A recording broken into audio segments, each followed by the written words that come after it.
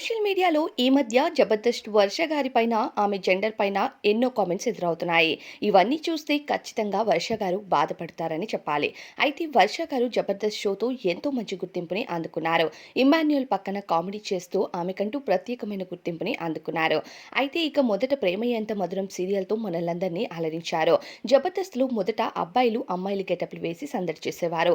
ఇక ఆ టైంలోనే వర్ష గారు జబర్దస్త్కి రావటం, ఇక అబ్బాయి అయ్యుండొచ్చు, అమ్మాయి గెటప్‌లో వచ్చింది అంటూ ఆమె పైన కొన్ని కామెంట్స్ రావటం, అలానే జబర్దస్త్ స్కిట్స్‌లో కూడా ఆ కామెడీని యూజ్ చేయటంతో ఇక జబర్దస్త్ టీఆర్పీ కోసం మౌనంగా ఉండాల్సి వచ్చింది వర్ష.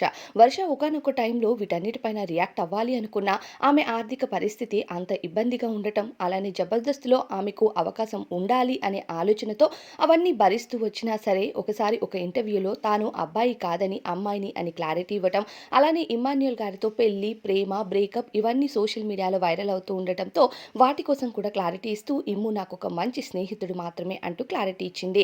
అయితే ఈ మధ్య జబర్దస్త్ వర్ష గారు జబర్దస్త్‌కి దూరమయ్యి శ్రీదేవి డ్రామా కంపెనీతో మనలందరినీ అలరిస్తున్న సంగతి తెలిసిందే. అయితే శ్రీదేవి డ్రామా కంపెనీతో పాటుగా ఆమె ప్రస్తుతం ఇక పెళ్లి పీటలు ఎక్కబోతుంది అనే వార్తలు కూడా వినిపిస్తున్నాయి. ఆమె మ్యారేజ్ లైఫ్‌లో సెటిల్ అవ్వటం కోసం 35 ఇయర్స్ వచ్చాయి కాబట్టి ఫ్యామిలీ లైఫ్‌ని ఇష్టపడుతున్నట్టుగా తెలుస్తుంది.